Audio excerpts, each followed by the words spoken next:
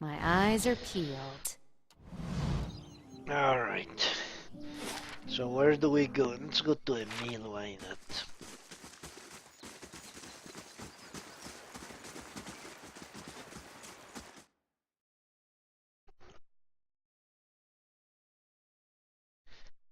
Why not?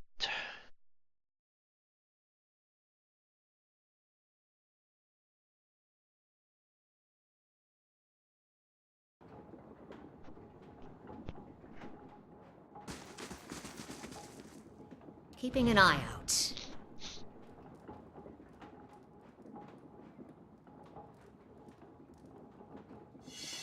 Aha!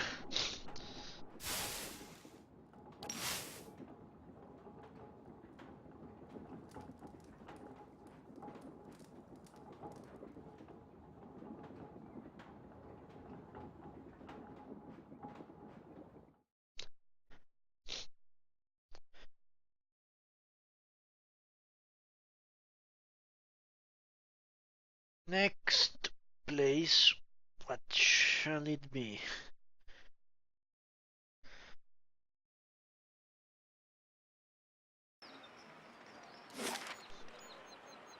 The Dracogen Inn. Why not?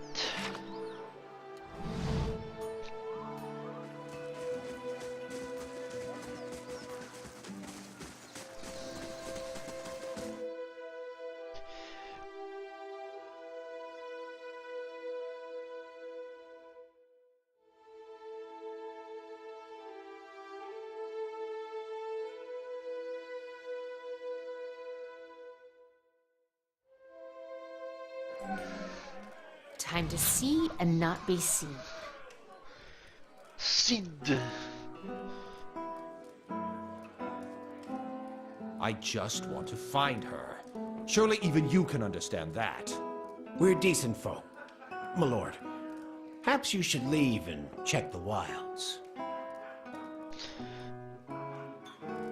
Let's talk Good to day, Sid. stranger. A redhead stands by the fire, turning her lute and plucking its strings. She hums snatches of a melody as she goes. First time in the Dracogen, normally I would have a song ready, but I haven't quite worked out this tune yet. I'm writing some chants out the founding of this inn. Say, you interested in the story? I haven't finished the chants, but I could tell you about it all the same. Why not? Oh, excellent!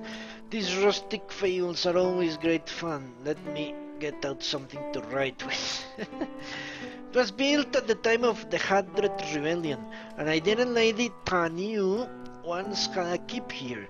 One of the towers still stands, but the rest of is said to be buried under the village. Anyway, she stepped to the side of the Empire, and a contingent of the Duke's knights helped the farmers and colonists in the area turn her keep to roll. This inn was the first building that sprang up from the ruin, built with some of the same bricks the colonists pulled from the lady's castle, they say. Supposedly the quarterstaff of her chief wizard even got lost in the construction, mortared into a wall or nailed under a floorboard. Anyway, the inn was supposed to be a haven and a meeting place while the locals built their new town.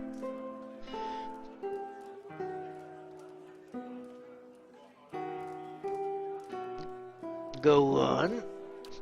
The Irwarians are an ordinary lot, and the more these neighbors met, the more they argued. They realized they didn't agree on much beside ousting the old lord.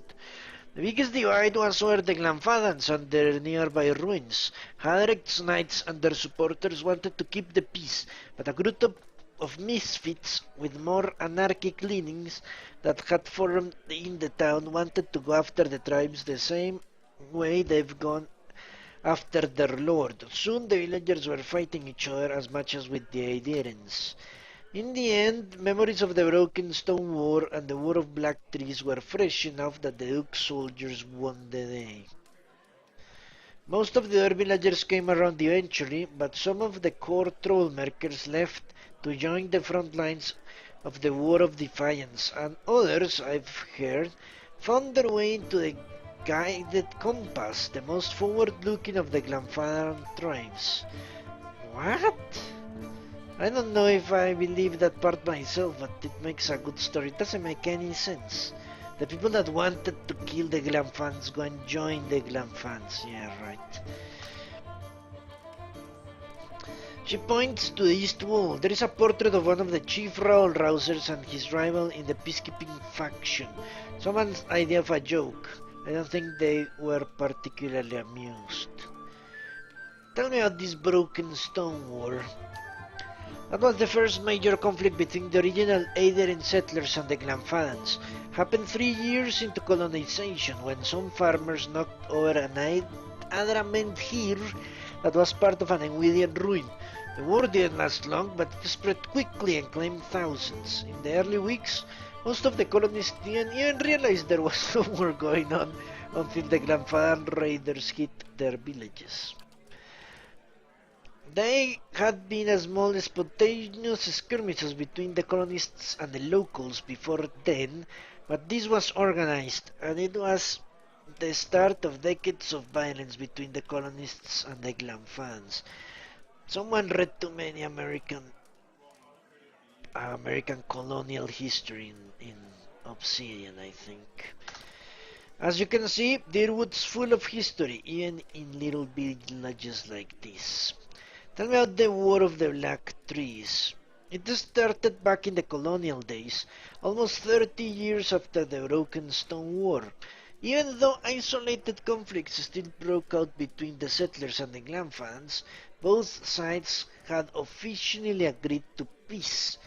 Edran Hadret, Ahmed's father, was Gref at the time. What the hell does that even mean? And as part of the peace negotiations, he would have signed treaties prohibiting Aetherin colonists from looting Enwidian ruins. However, he had been unable to allow the use of captured Glamfadans as slaves. What is a Gref? That's a good question. A Gref is the governor of a colony and it's subservient to the Aetherin Emperor. The early leaders of the Aether colony in the Deerwood, including Edrang and Ahmed Adret, were Grefs. At the start of the War of Defiance, Ahmed Hadret declared himself Duke of an independent Deerwood rather than Gref of the Emperor's colony. It was the same term used for the leaders of the newly independent Balian republics. Anyway, we haven't had a Gref since. I see. Indeed, the taking of Glamfadan slaves had continued to be a source of conflict. It came to a head when Imperial agents, aided by certain Earls of the Deerwood, began looting the ruins again. See, the Empire had never actually agreed to Hadret's treaties on the matter. The recent secession of the alien republics likely left them eager.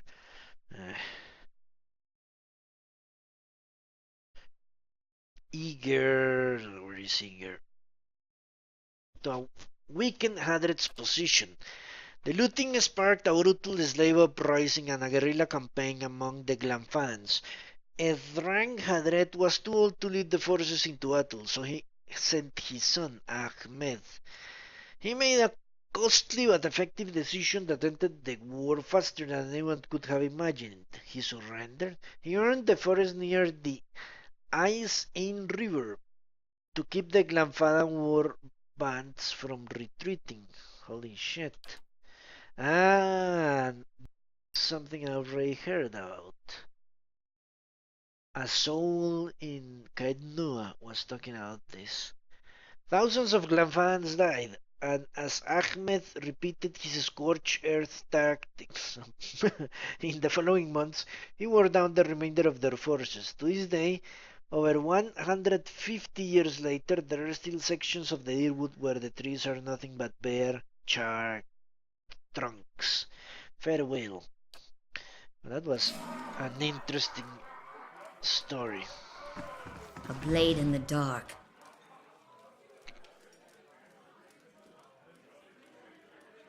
Pace.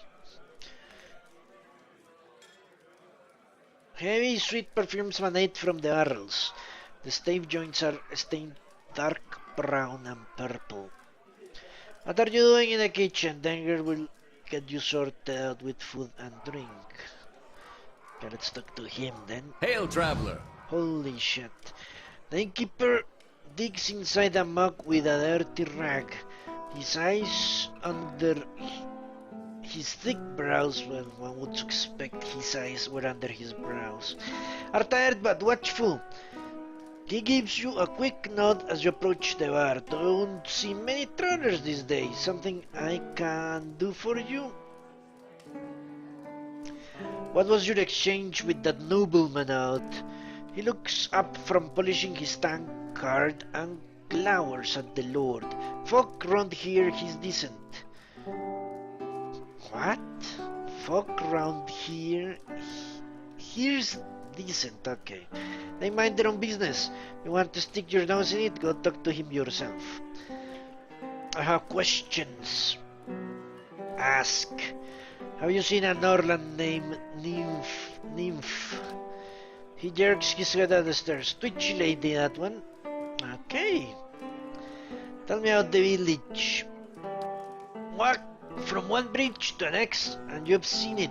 We're quiet, hard-working folk. We keep to ourselves and don't take to being pushed around. He glares at the well-dressed man standing off to the side. Used to be a castle here, built by some family of Adrian Thanes back when the Empire first came.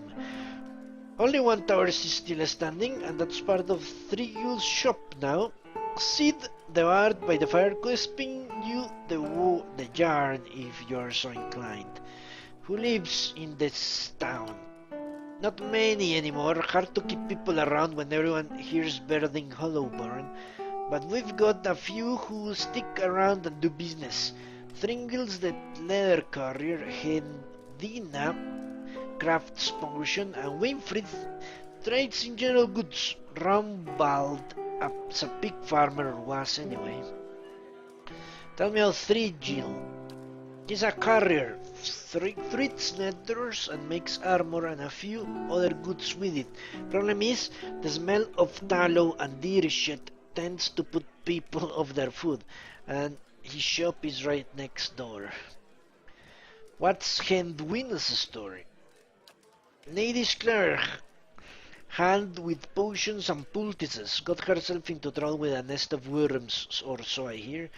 Her cart is on the east end of town, and Winfried, been around even longer than I have, nice enough fellow, but never could find his way to the end of a sentence. He shops across the square.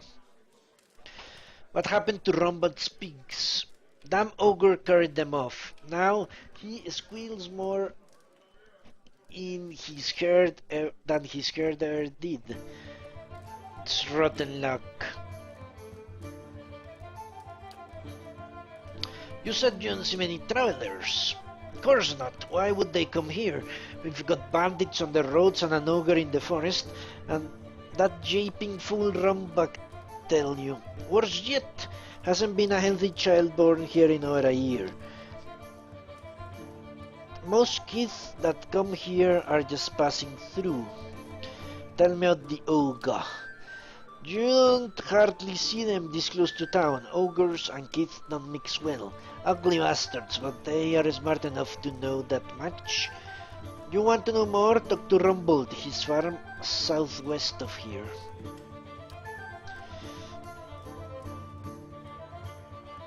Okay. And what does the flame reveal?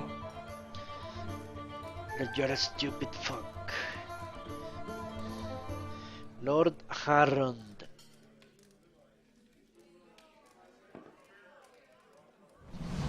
The man wears a Diri-style robe, simple but elegant. His fine leather shoes look like they were made for padding around indoors, yet they are caked with mud. He yanks at a lock of hair twined around his silk-globed finger. His fine features are etched with anxiety. My child is out there. Do they not understand? I guess they do and don't give a shit. My lord, we're doing everything we can. Unfortunately, these villagers... Beasts take them all. I don't care how you do it, but find her. Your child is missing, I take it. Yes, Lady Alice. My daughter. He thugs at the fingertips of his gloves. I've asked around, but nobody in this mud hole has any concerns beyond their swine. They turn my men away like beggars and seem downright pleased to be of no use. But you're not one of my soldiers. And you look like you're used to getting your hands dirty, if you don't mind my saying so. I don't. His guardian's in, my lord, a simple vagabond. Harold raises a hand to silence the man. If you find her, he kneels at the thumb of one of his silk globes. Tell her I won't be upset with her. She can come back and I won't chain her to a wall and all will be well. I just want to make sure my Alice, my child, is safe. Nothing in this world is more important to me.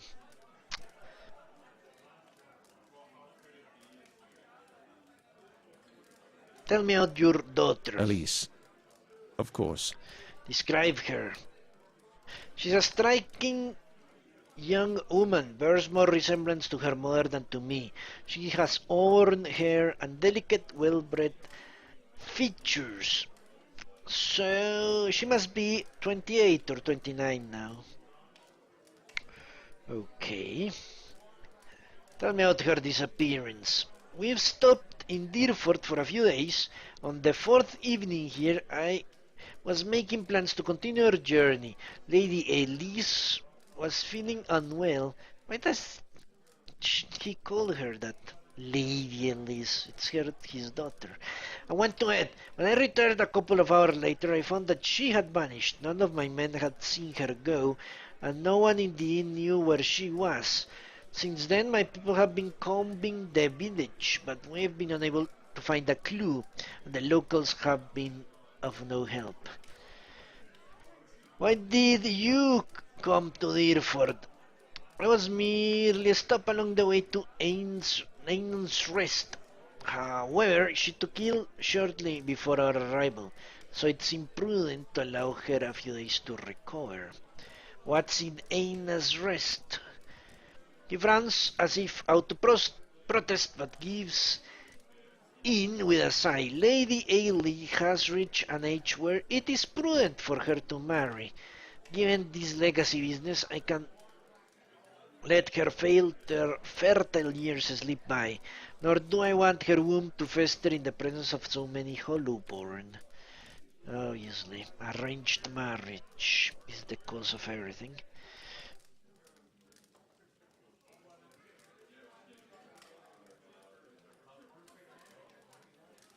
Where's the rest of your family? Surely they wouldn't want to miss your daughter's betrothal. Lady Harrod is ill-suited for travel, I'm afraid, and unfortunately Alice has few other close relatives. My sister and her husband, her aunt and uncle, of course, have been visiting Aegir these past months. He rubs his knuckles. As for the siblings, Alice has none. My wife has only given birth to Hollowborn, since Alice, that is. There are better roads along the coast. Wouldn't it have been easier to follow them to Ain's Rest, or why not take a ship? That's even better. If I thought that, I wouldn't be slogging through a forest, would I? He waves a hand. The main roads are clogged with people fleeing one way or another to try to escape Wadewen's legacy. It would be difficult for a caravan like mine to pass through without incident. At the time, it's imprudent to move quietly along the back roads. And what about the supposed bandits in every road around these parts? I see. I heard you are going out with the innkeeper. A petty, small-minded man, just like the rest of them around here. I've been paying him an honest fee for board and bed, and yet he can't be bothered to stir himself to concern for my Alice. Actually, he's angry at you. People from these backwater villages take offense for sport. You have to but show up with a full coin purse and they'll hear insult in the jingle of your step. They forget that Duke Hadlet came from the privileged classes, as did all of the other earls and lords who financed the rebellion they're so proud of. This is why I'm hoping you can help. He thugs at the lock of hair again. I should have never trusted these people with my child.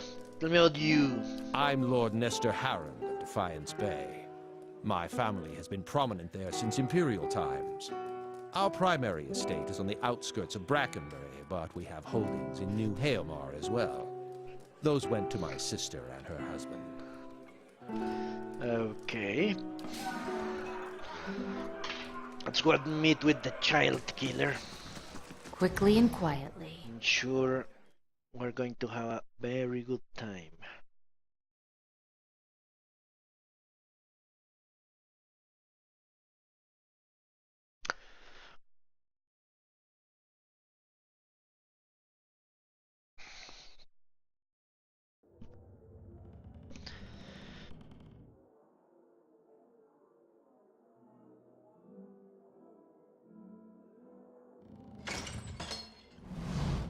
Holy shit. The Orland hovers by the window, peering out of it every few seconds. As you enter the room, she watches you carefully, and her hand hovering over her stiletto. She cranes her head to peer behind you. Anyone follow you? Who sent you?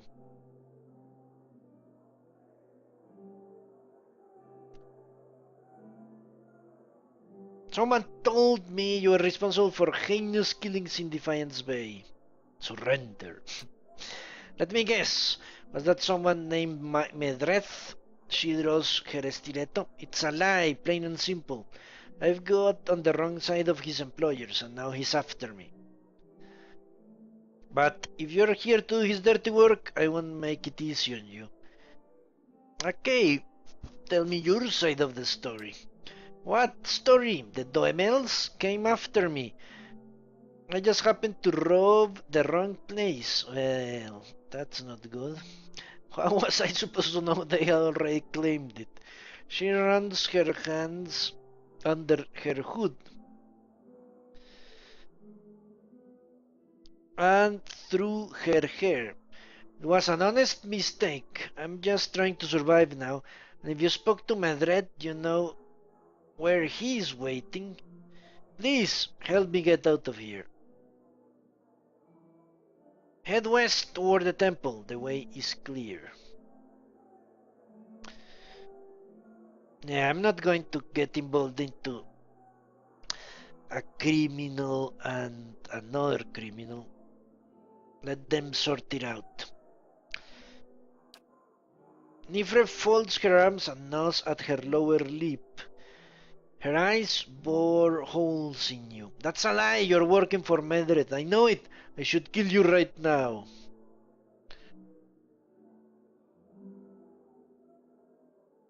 I'm telling you the truth. I swear. She nods slowly. All right, I'm trusting you. Don't have much choice. See if you can send him the other way. That should buy me some more time. She follows the hooded figures toward the stairs, giving you a final uncertain glance as she passes through the door. I shall be quiet as a calm sea, which is not very quiet. Okay, this I can steal because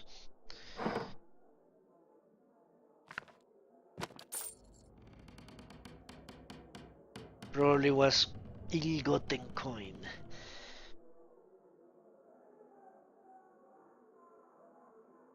Bunch of criminals everywhere.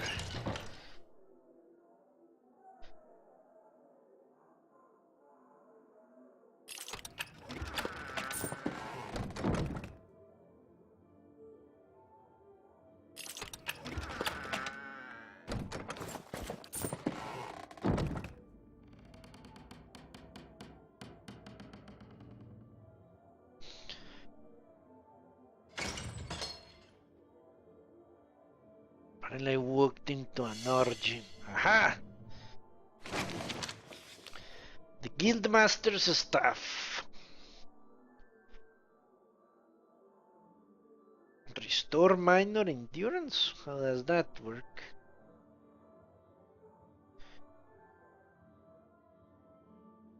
Is that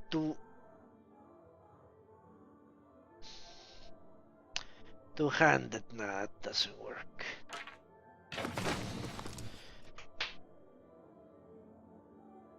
Alright. Let's go and see if my ruse works out well. The best would be, well, I don't know. I don't even know if the other guy actually works for the OMLs. But if he does, then he should die.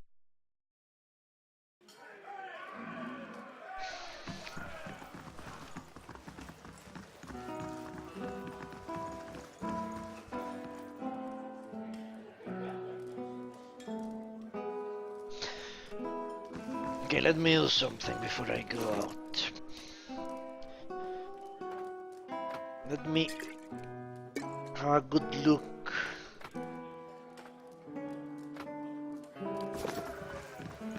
At the cipher and the druid. Gods keep you.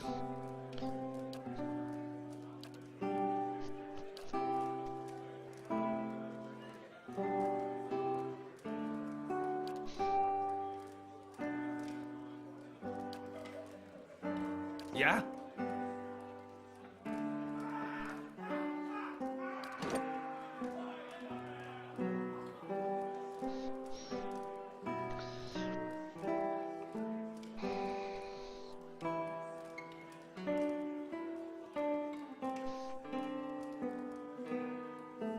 Holy shit.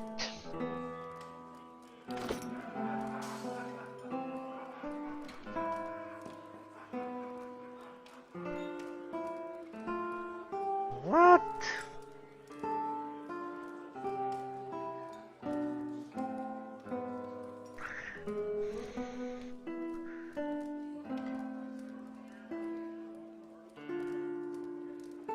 Okay.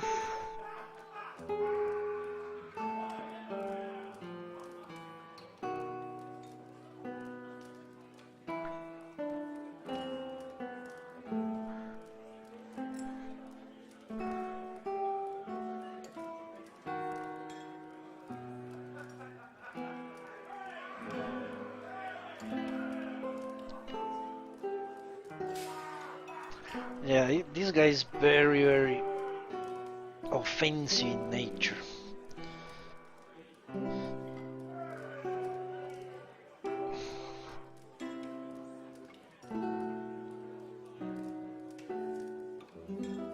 The problem is, many of his, it says faux AoE. But you see, this is what I don't like. Since I'm in expert mode, I cannot see the circles of area of effect, but look at that. It says faux AoE, which would suggest that it does not do damage to all in the area of effect, only to enemies. So basically, I have two different. Look at this. Potentially blinding enemies. Burning enemies. And the effect is an AoE. This is ridiculous. One part of the description tells me something and the other tells me the opposite. It's a stupid as shit. Which means I'm not going to use him. Gods keep you.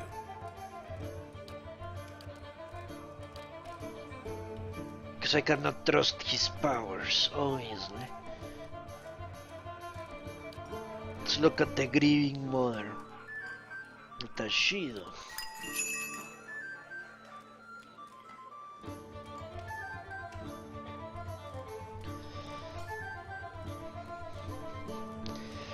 Okay.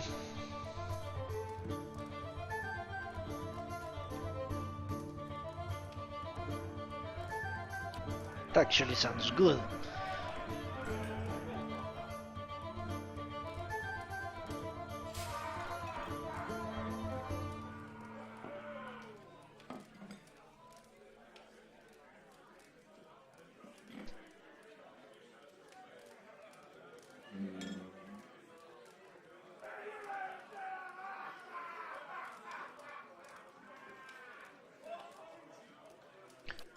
Ah, that's actually good.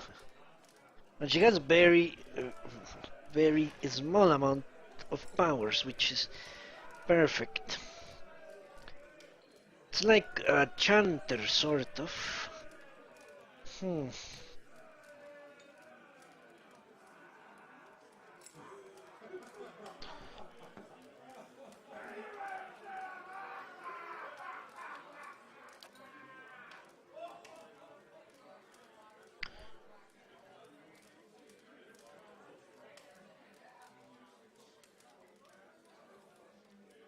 How do I generate focus? That's a good question.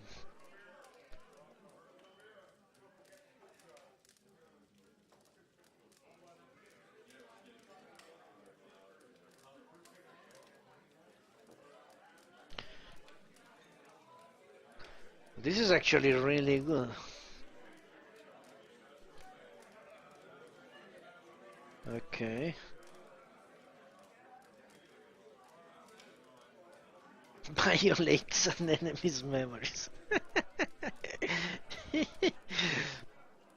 Yeah, it's hilarious.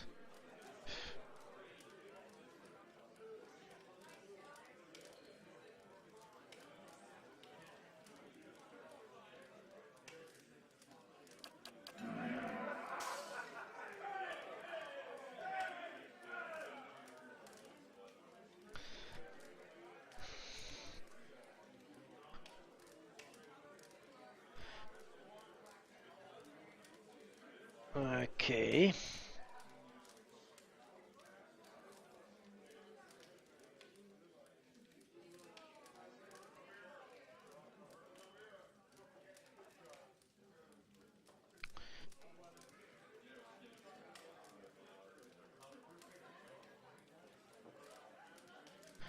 What do you know?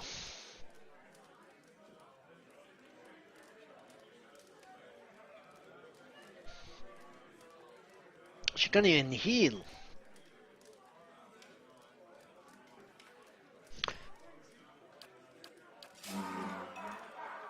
Maybe I should give her a go.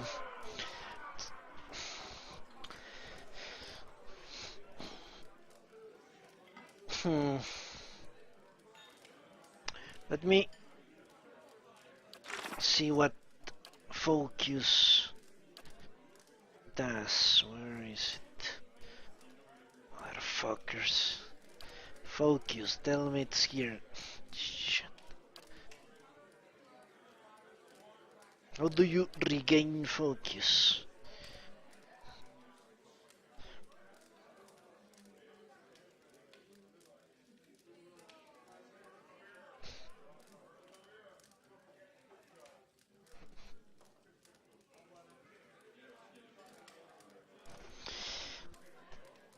Apparently I won't be able to find out.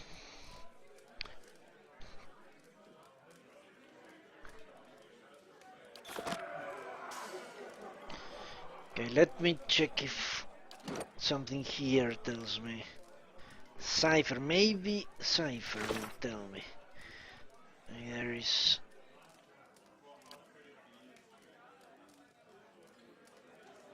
But if I were to... Yeah, maybe that's what I need to...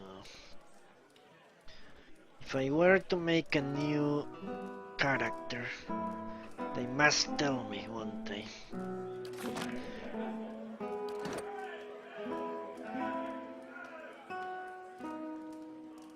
Well, she has zero accuracy.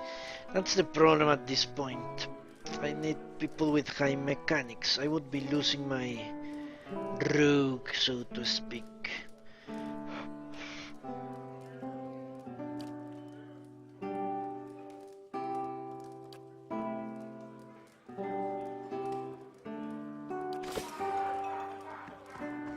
Greetings.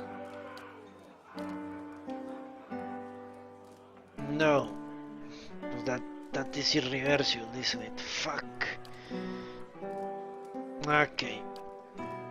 I'm going to stick with my current party. Good day to you. Fuck it all.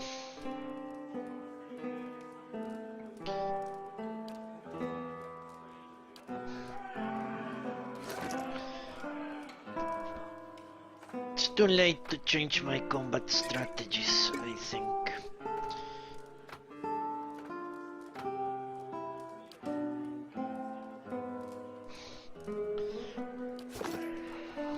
Hey. So let's And go what does the flame reveal? go out and see if Nymphet actually got out.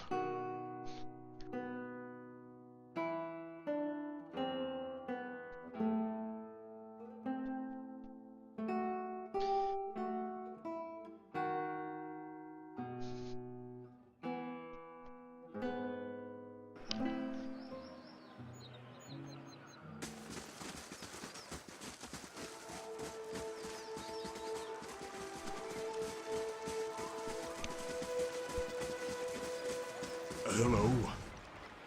Hello?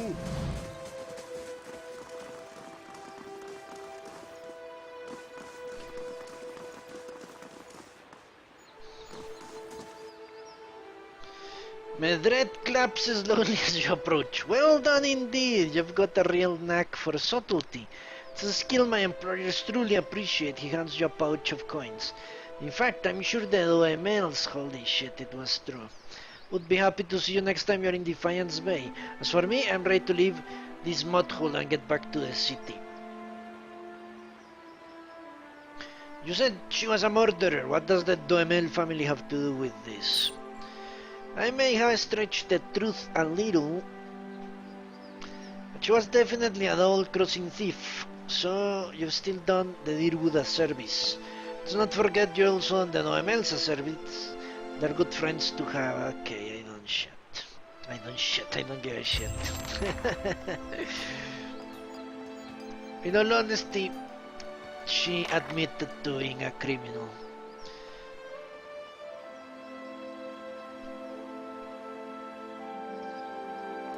And apparently, Hello?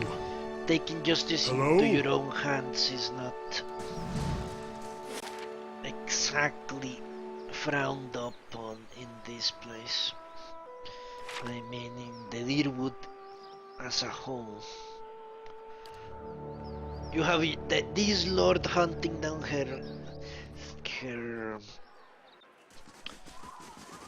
his daughter with guards all over the place. Apparently people with power can do whatever they want. As always.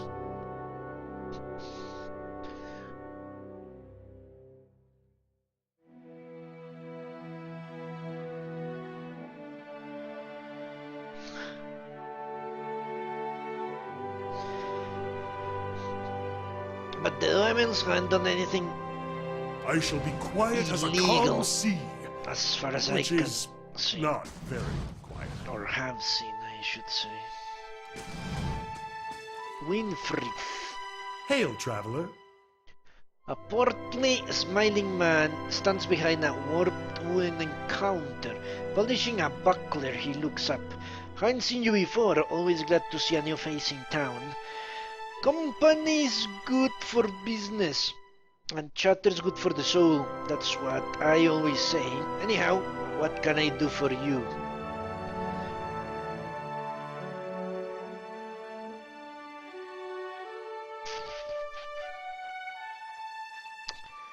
Show me what you have for sale first, then we will talk. Okay, he has good shit for sale, it turns out.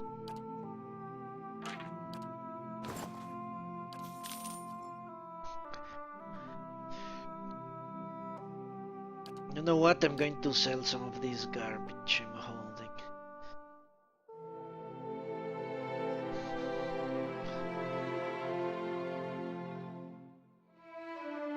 Yeah, this or those are easily acquired items, and sincerely I don't think I'll ever switch my current party.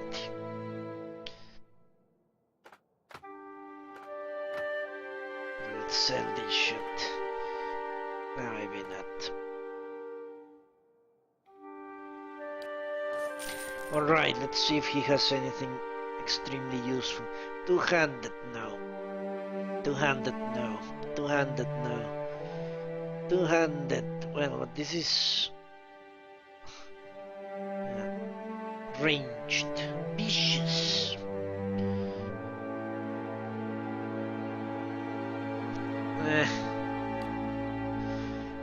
Resetti Storm. Holy shit.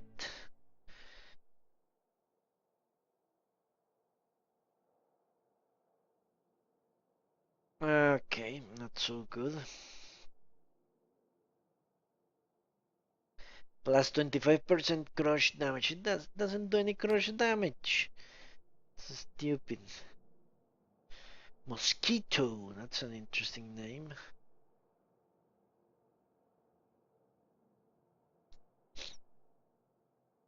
-5 concentration. Great. Anglo Gambleson. Okay. More athletics and 10 reflex now, thanks.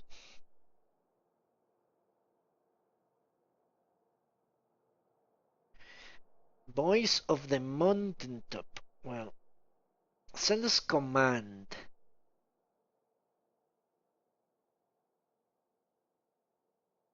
An officer in the Darkosi Paladini of Old Baelia first wore this.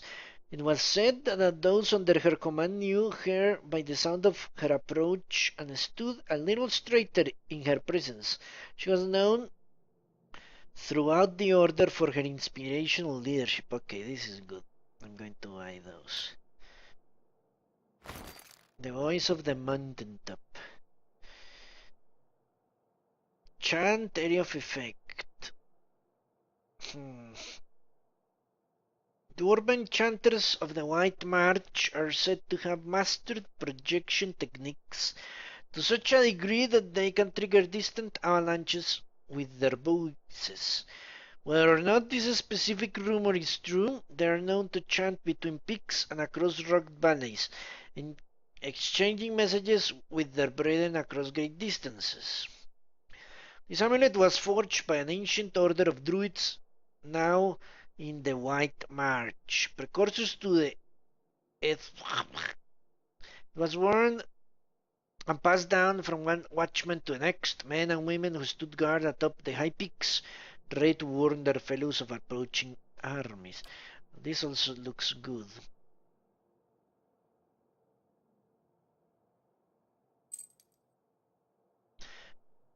Well, two good things here, and cheap as well. That's nice.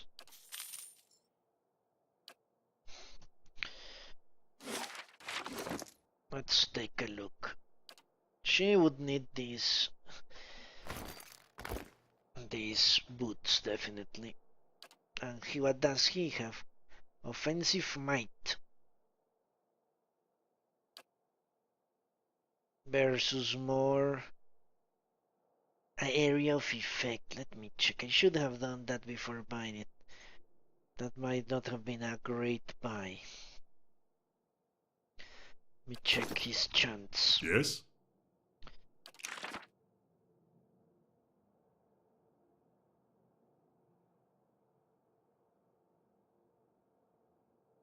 Did it say the duration or the... I don't remember. Area of effect.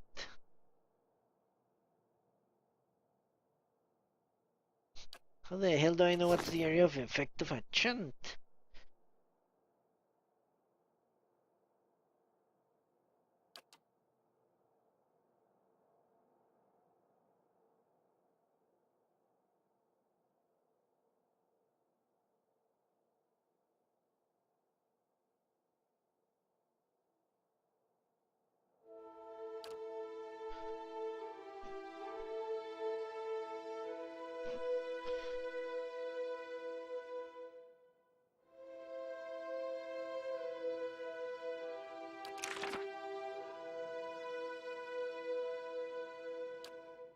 I have no idea.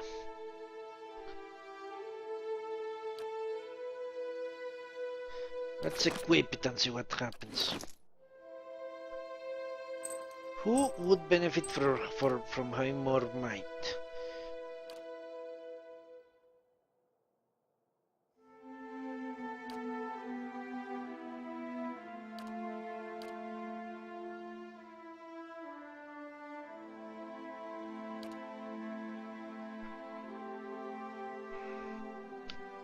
Maybe she would.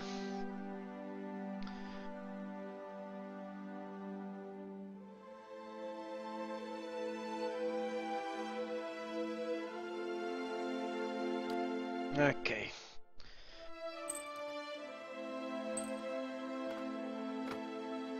Let's go. Let's talk to him out. A woman named Ailis. The Lord's got you asked around too, eh? He grunts. At least you ask politely enough. But enough having a small army moving to our town.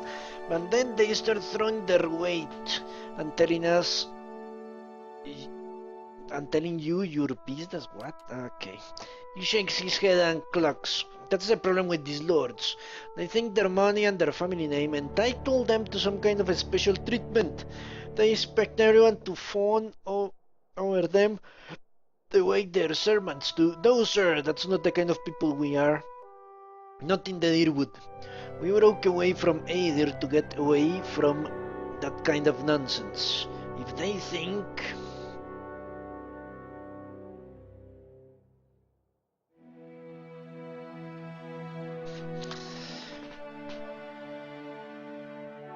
Winfried, focus, I'm looking for the girl. Of course, I was just getting to her. He clears his throat. I haven't seen her, not since she went missing anyway. Great. She mostly kept to herself. He shrugs and wipes at the buckler again. But you know how women are, always carrying on full of palaver once any two of you get together. Perfectly harmless, mind you. I'm not criticizing. Just feels like you never run out of things to say. That girl seemed rather quiet, downright shy if I do say so, but even Hendina got her talking. Just goes to show you. Hendina? An alchemist. Runs a small stand near the center of town. Talented lady, but she had running with some worms not long ago. She's lucky it wasn't that ogre that has been roaming around. It took all of Rombach's pigs the other day. Did you hear? But don't get him started. He's still sore about the subject. And once you get him wound up out the ogre and his pigs, he wants you to stop talking. What has been going on here? Oh, we're a quiet little town, not much happens. Especially not since the legacy hit. People realized they couldn't have babies and just stopped trying altogether. And that takes a lot of the excitement out of the day-to-day, if you can believe it. Okay. Alright then. So it turns out Hedwina might know something about this whole mess.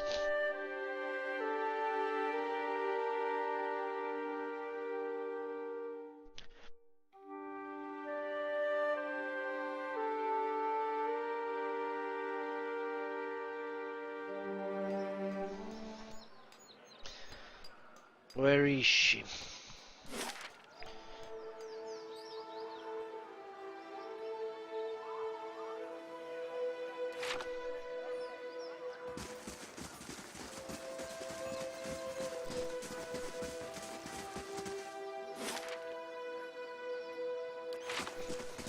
Okay, let's go to the farm.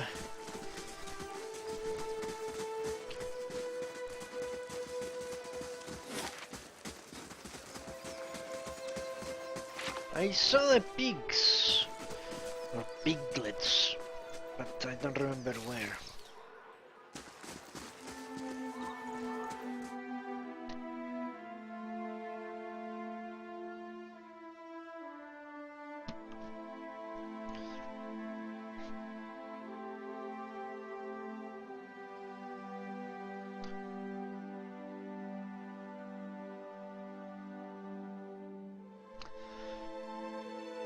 Okay. He won't see me coming. A ledger lies open on the desk. It lists Purchase and sell amounts of various something. As a trap. Hey. All right, then.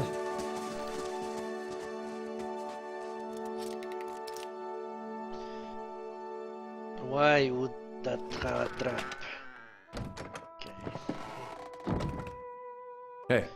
Don't give a shit, I just wanted experience. Light, flame, Let's and get sound. out of here. It's his stuff. I can keep it.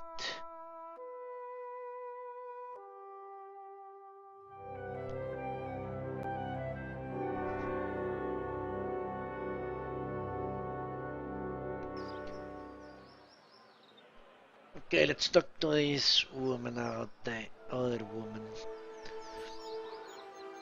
Well met, friend. I'm looking for a missing noble woman. Oh, that Lord's daughter. She was a new shade of green when I seen the other morning, chanting with Tigreal. She was just about his chop. What?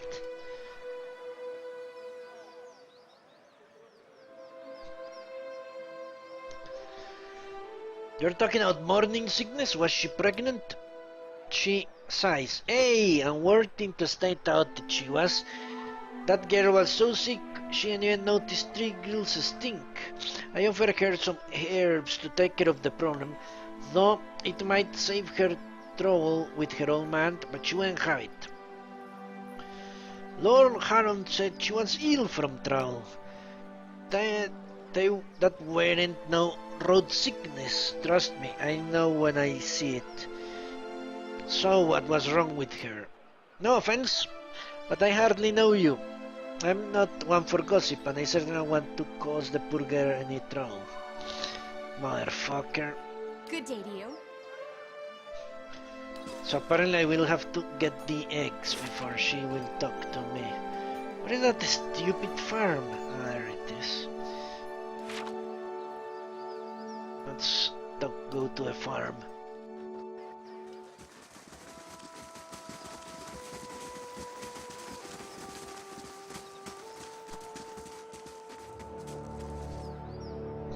Rumble! The man paces angrily in front of a wrecked animal pen. His sun-weathered face twisted with ire.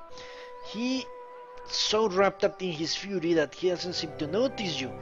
Galawain slaughtering beasts, blazing bloody effigy, thrice damned salted wench, and her soggy.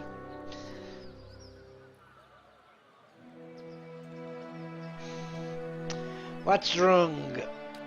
That monster stole my pigs, traipsed into the village, tore down my pen, and made off with the whole damn herd. Just left a few little runts, and what I'm supposed to do with them?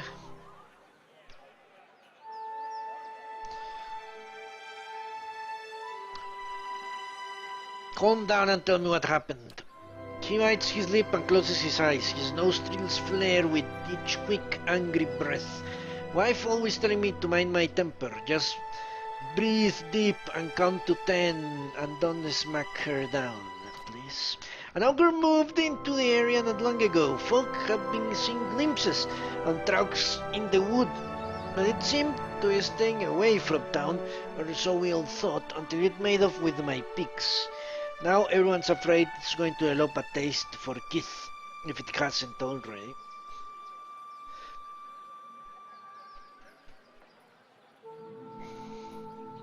Did you see the ogre take your pigs? What else would have destroyed my pain and made off with my herd? And at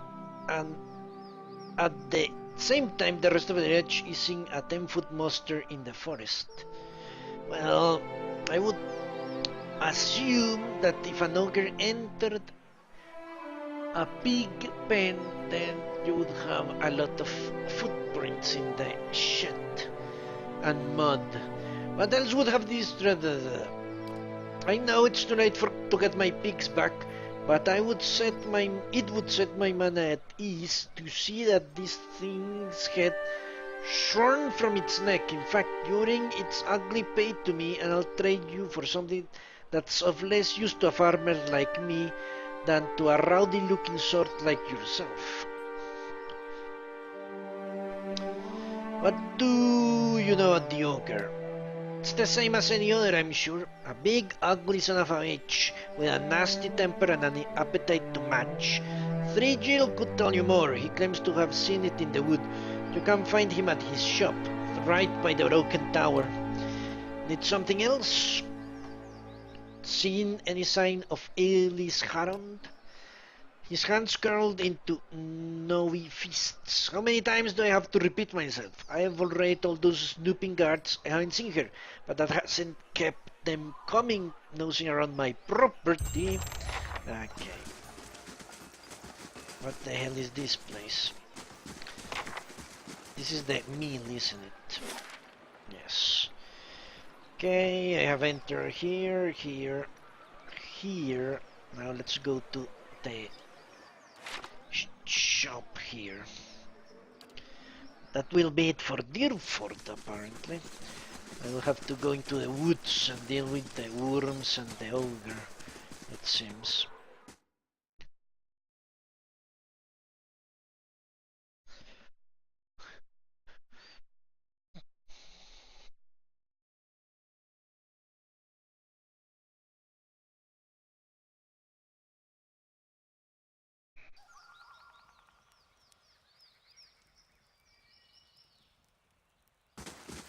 He won't see me coming. Aha! What does the flame reveal?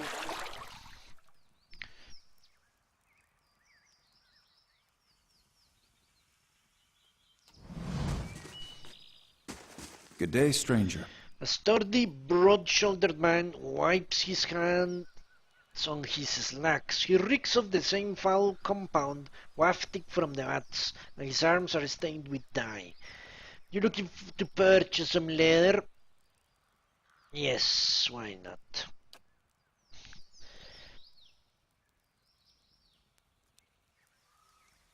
Okay.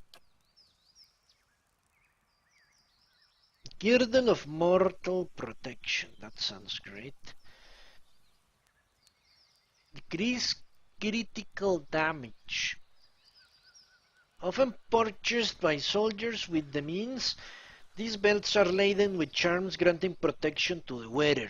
Though it a simple band of dark leather, this particular girdle provides a defense against killing blows, turning a blade aside at the final moment, or else cushioning a strike from a blunt object. Well, that could work. Trollhide belt. This belt has been crafted from the mossy hide of a forest troll, with intertwined vines and leaves forming a solid, resistant piece of clothing. Any damage done to the belt bends to be obscured by new growth. For the moss and small plants which grow upon the belt retain some life, though the resulting effect is somewhat like wearing an herb garden around one's waist.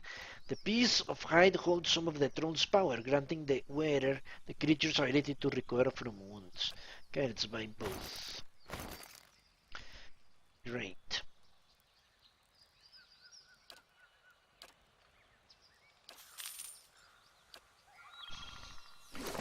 Distribute.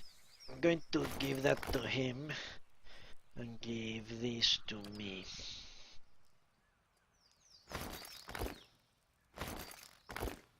Nice. Yes? Now let's talk to his lackey here. I'm not one for chit chat. Godlike, speak to Three Wheel if you have questions. Okay.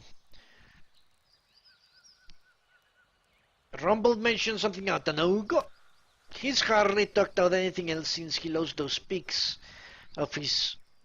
The whole town's being worried about the monster. People are starting to see shapes in their windows at night, hearing its growling, the snoring of their mates.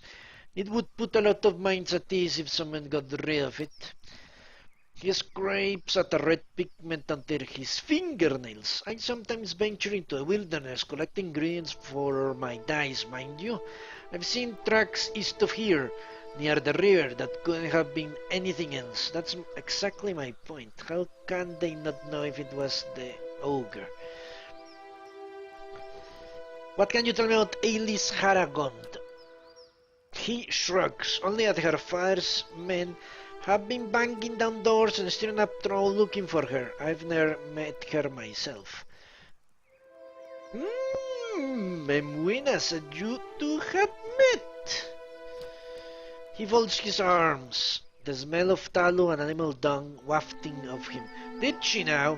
What else did she say? That she was pregnant. Really? That would explain a lot. Her fathers dragged her out of here to get hitched to some backwoods knoll. She wanted to escape, alright, and I was happy to give it to her. Okay. What? I was happy to give it to her? We snuck across the river a few nights ago for some private time. Come to find out, we weren't exactly alone. An ogre told him that Winfried's tales sprung out of the forest, and we were so lost in the heat of the moment we didn't notice until it was upon us. I grabbed Aelys and disappeared into the night before I could even pull my birches up.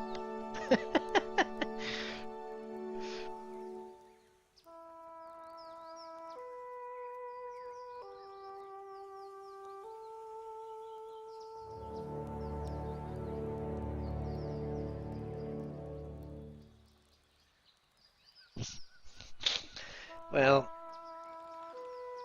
why did you not mention this to her father? His lordship guards have bashed in enough doors looking for the girl. I'm not eager to have them do the same to my head. He measures you with a gaze. She could still be alive. I mean, no ship to go after her, but that Haron looks like he would have coppers to spare for anyone who found her. He scratches his cheek with fingers stained red and yellow. Others round here have seen the ogre east of town. Took most of Rumble's pigs just the other day. If someone were to find it, there will be a lot of grateful people in the Deerford. What's in this collapsed tower? It collapsed, nothing. He rolls his eyes and shrugs. A few hides on stretching racks and the tallow-stained dangler always grumping out. The rest of the keep dust just like the fool lady they knew who tried to hold it.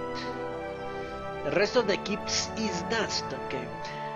There's a guard on the inn who could tell you the whole blazing story if you want to hear it. Okay, Of course. time to open. Stay out of my private quarters, that's good for you and Harn's both liquors.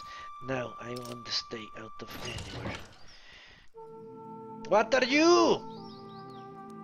Effigy's eyes, stop her! Yeah, I have absolutely zero confidence in his tale. He is guilty, that's obvious. Hey,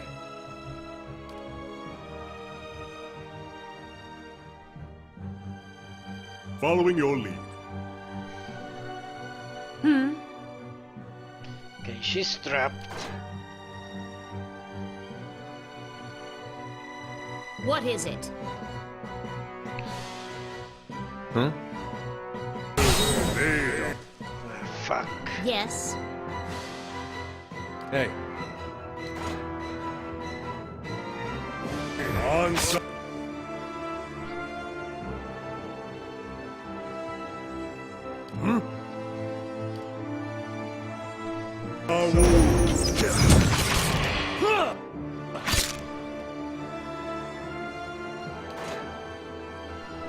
Huh?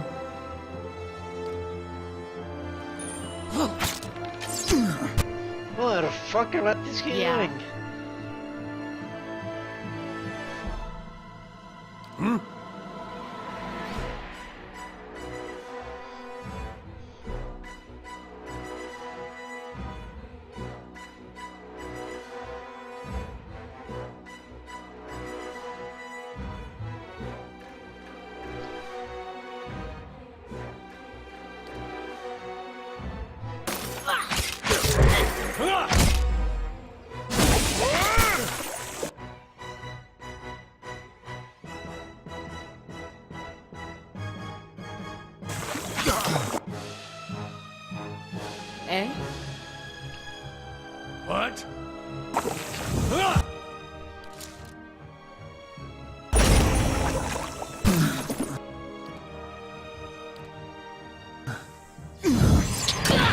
Curse your eyes!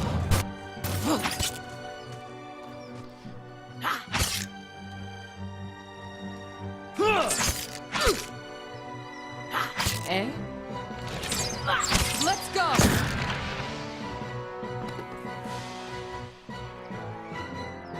Huh? Hey. Yeah. What is it? On your word. Hey. And what does the flame reveal?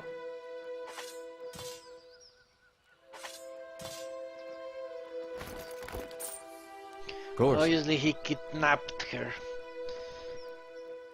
He has told 2 lies already. That confirmed lies, as far as I am concerned.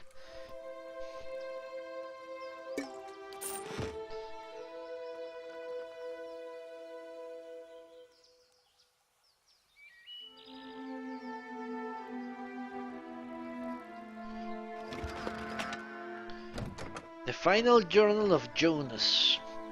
My son, tomorrow I become the effigy. Tomorrow I become Skane's embodiment on Eora. Tomorrow my master chokes on his own whip. For months we met by secret conclave to plot our landlord's demise, all the while working the fields as if our hearts were content.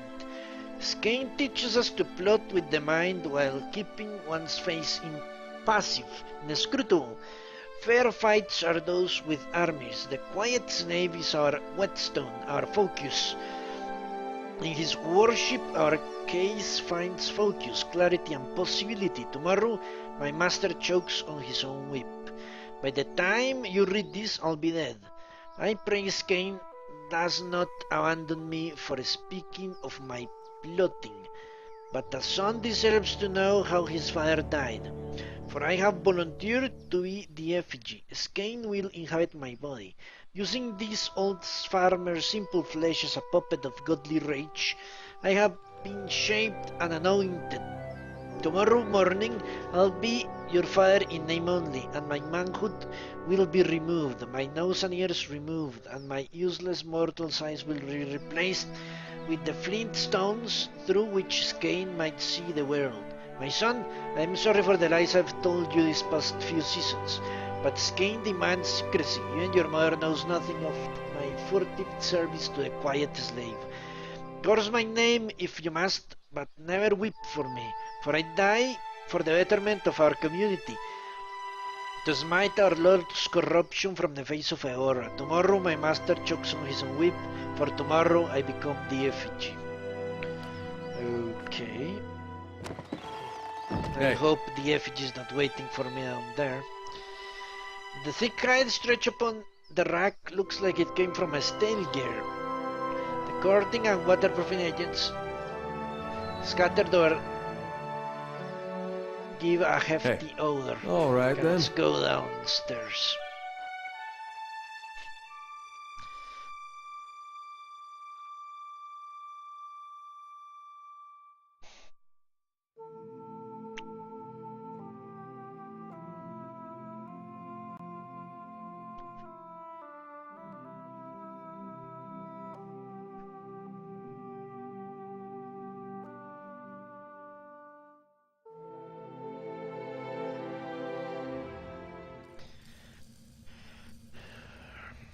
Time to be careful. Keeping an eye out. If I had to guess at this point in time, this would be my guess.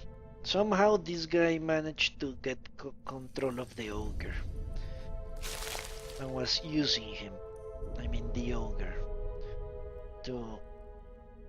Give me a moment, please.